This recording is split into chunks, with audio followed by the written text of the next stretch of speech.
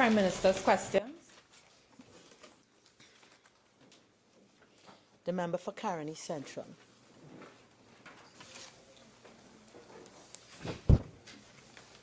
Thank you very much, Madam Speaker. Question to the Prime Minister. Could the Prime Minister please identify those state enterprises, companies or agencies that are currently without boards?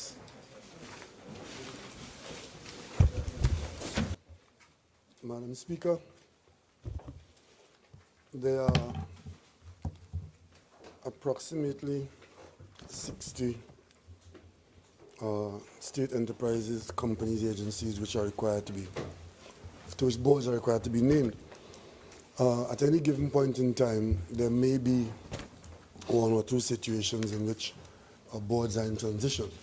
At this point in time, to the best of my knowledge, these boards are in place, and except the board of the Children's Authority, which is not in place, the matter is before the cabinet and will be finalized tomorrow. So I'm not aware of any insignificant absence of board members, of boards being in place.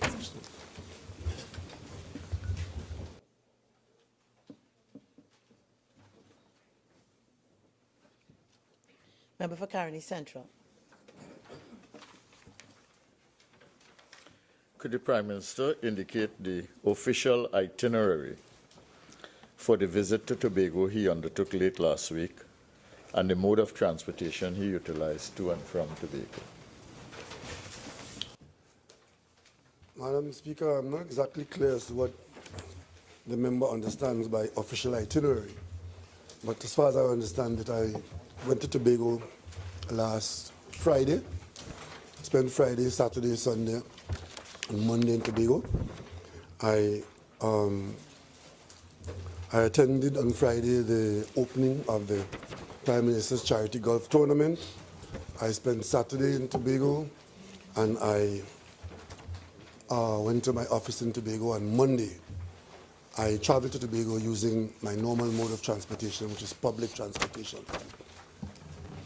Do the Honourable Prime Minister travel by air or sea?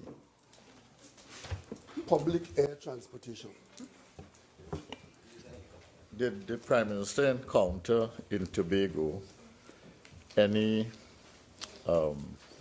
articulations by people in Tobago, especially in the business community, but the larger population as well, having to do with difficulties that they are having with transportation to and from Tobago?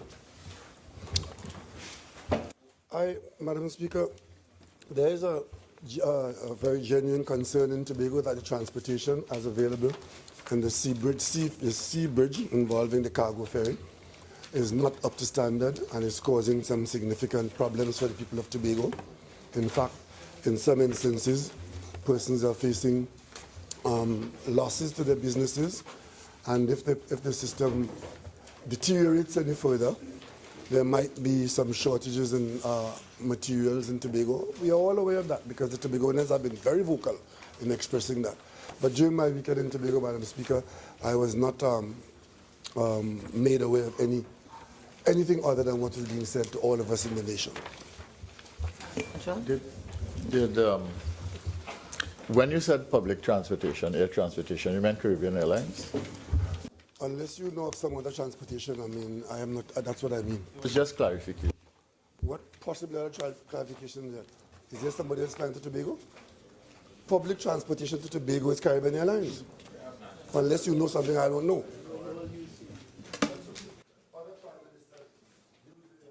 National security helicopters, public transportation, I don't. Member for Naparima. Thank you, Madam Speaker. Would the Prime Minister give consideration to the establishment of an independent body like the Congressional Budget Office in the United States, which provides value for money analyses of cost items in budgets, mid-year reviews, and on policy decisions of the executive? Madam Speaker, the answer to that in giving consideration is yes, because on coming into office, we committed ourselves to somewhere along the way to establish an agency which can be so described as the member for Naparima described, but we spoke about it in the context of a general accounting office to do just these things. However, being taken up with the more urgent matters, as you are well aware, coming in with the difficulties we are facing, we have not yet got around to doing that. But this is something that we would want to do somewhere along the way. Member for Caroni Central. Thank you very much, Madam Speaker.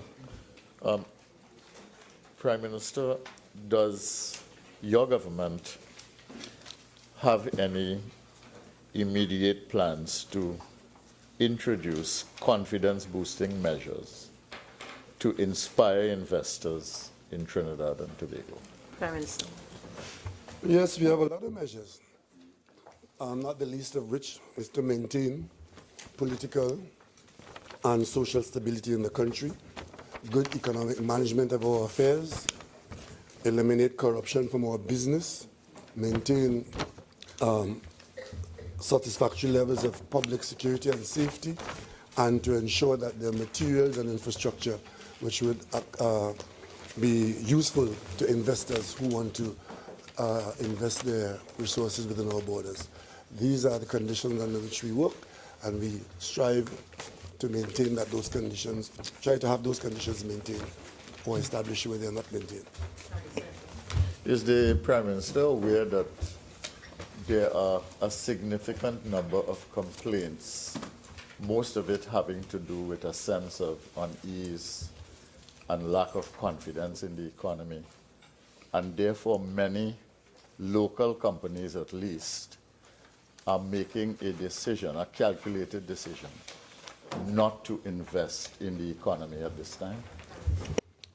I'm not aware of that, Madam Speaker. On the contrary, I do know that there are a lot of local companies and, in fact, international companies who see Trinidad and Tobago as a place to invest. If there are local companies who are troubled by our condition, I'm sure that those local companies would have had sufficient information and will continue to provide more information as to what is happening. And today, in particular, the Minister of Finance will outline how well we are doing in a very difficult circumstance. But for there to be any local company that is prepared to have 1 foot here and 1 foot outside because of our difficulty, then of course we'll be disappointed to know that when things are good, you have both feet in the country, and the minute we face any difficulty, you have one outside. That is not our understanding of our local investors. Central. Thank you very much, Madam Speaker.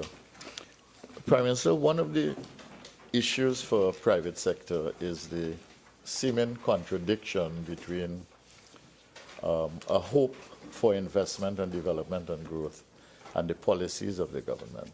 So, for instance, when you tax industrial equipment, which reflects a need of the private sector if they are to grow, the private sector is very hesitant to expand a plant in order to attract more tax. To disturb you, but there's 15 seconds to ask the question, please. Mr. Prime Minister, aware that the in tax on plant and equipment is affecting private sector decision and therefore is a disincentive to invest? Prime Minister. No, I'm not aware of that, because you see, at the end of the day, one determines the overall climate in which one invests and whether there are returns to be had. And if there's an investment that will not be made because of a requirement to pay a reasonable tax, then obviously you were not entirely convinced in the beginning. There might be other reasons, and those taxes are deductible from your profits.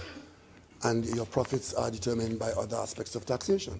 And of course, the places where you may choose to go, if you can direct me where there's a pull factor somewhere, where our investors are pulled to that location, where there's no tax, then I'll be happy to know that.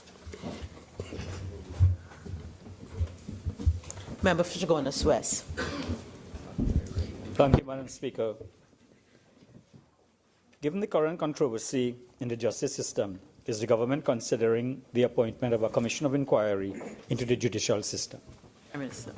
No, the government is not considering any commission of inquiry into the judicial system at this time. Member for Chaguanas West. Thank you, Madam Speaker. Is the government considering measures by which the over 50 part heard matters before the former Chief Magistrate will be dealt with? Madam Speaker, I want to make it abundantly clear that the specific matters to which the member referred is a matter which resides entirely within the borders of the judiciary. And this government maintains the Great Wall of China between the executive and the judiciary. Thank you, Madam Speaker. The Great Wall of China might be amorphous, having regard to the malaise plaguing the justice system right now. Is the Prime Minister turning a blind eye to the current controversy in the justice system? Prime Minister. Madam Speaker, the member for Chaguanas West has no idea where the Prime Minister is looking. I give him the assurance that the government is concerned about all aspects of national life in Trinidad and Tobago. Member for Chaguanas West. Thank you, Madam Speaker. Could the Prime Minister state whether due diligence was done on Massey Technologies prior to its acquisition by TSTT? Prime Minister. Yes, Madam Speaker, a thorough due diligence was done by independent consultants. Financial due diligence and legal due diligence were performed. There has been no acquisition as yet. TSTT and Massey Communications signed a share purchase agreement that is subject to the necessary legal regulatory approach. Speaker, could the Prime Minister indicate who were the consultants, advisors, evaluators engaged by TSTT for this purpose of due diligence? And that being a matter inside the company, I don't have that information at this time. Member for Chaguanas West. Could the Prime Minister provide an update on the public-private partnership project on housing at Mount Hope entered into in September 2016? Prime Minister. Madam Speaker, the latest update that I have on that project is that the project is underway. Initial earthworks are underway and preparations, and that the project is scheduled to be completed sometime in late 2019. Member for Chaguanas West. Thank you, Madam Speaker. Could the Prime Minister indicate whether government has guaranteed or any state institution has guaranteed the financing of this project? Madam Speaker, I'm not aware that any government or state guarantee has been given, and that is not the basis on which the public-private partnership is entered into. Member for Naparima. Thank you, Madam Speaker. Is the Prime Minister aware of an 81-page tourism and heritage plan for Moruga and St. Madeleine, costing less than $70,000, done in 2015 by the world-renowned tourism experts for the Princestown Regional Corporation?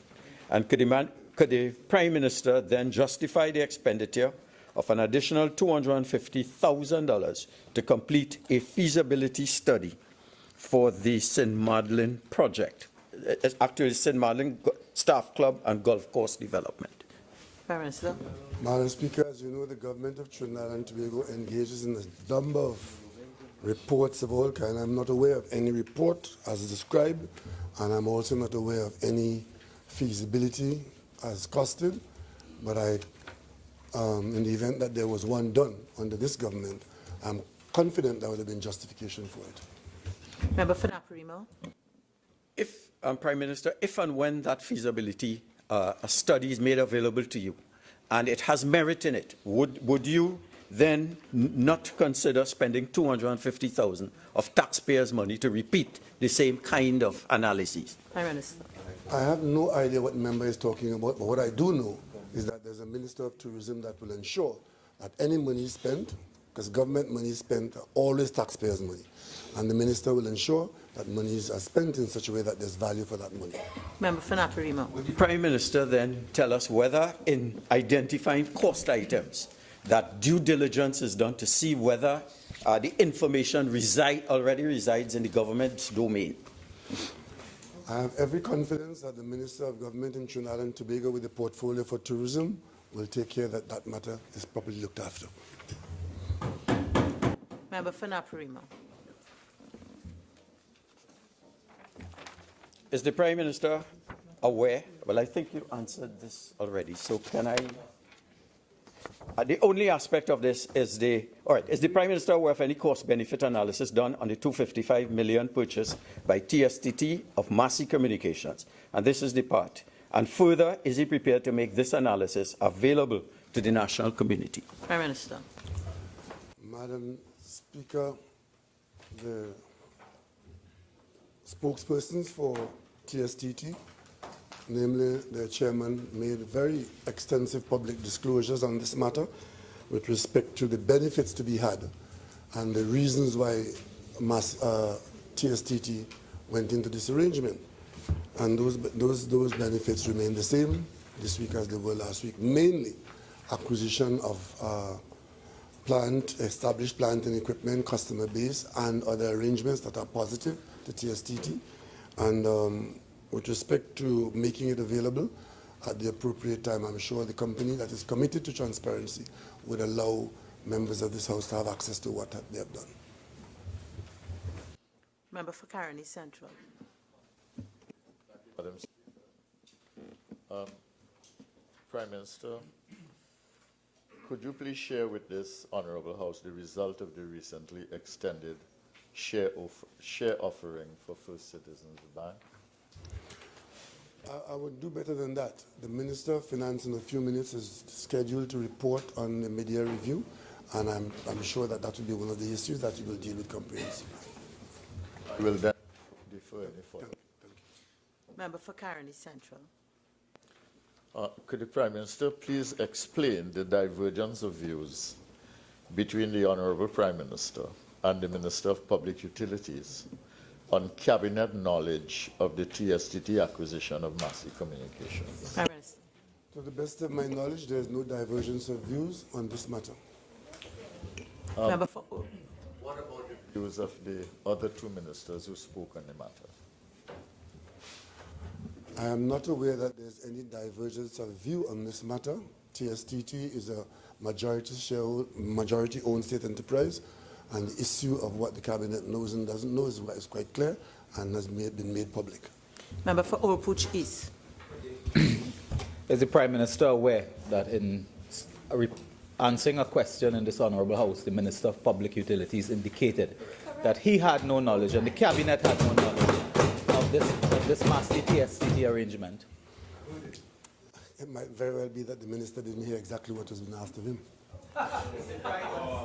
The Prime Minister suggesting that the Minister spoke out of turn or may have not reported correctly and truthfully to the House of Representatives. Prime I am Minister. suggesting no such thing. As I said before, there's no divergence of view on this matter in the Cabinet. Member for Caroni Central. Was the Prime Minister prompted in any way to make an intervention in the radio station to make a statement? No, I was not prompted except I was driven to respond and agree with the level of outrage that was felt by the public on receipt of the Auditor General's report. Chaguanas West. Thank you, Madam Speaker. Given the urgency of the situation at Maracas Bay, could the Prime Minister advise when will the Maracas Bay water treatment plant commence and what is the projected cost of this project? Madam Speaker, only this week the Minister of Works and Transport indicated to the public that that project Maracas Upgrade commenced this week.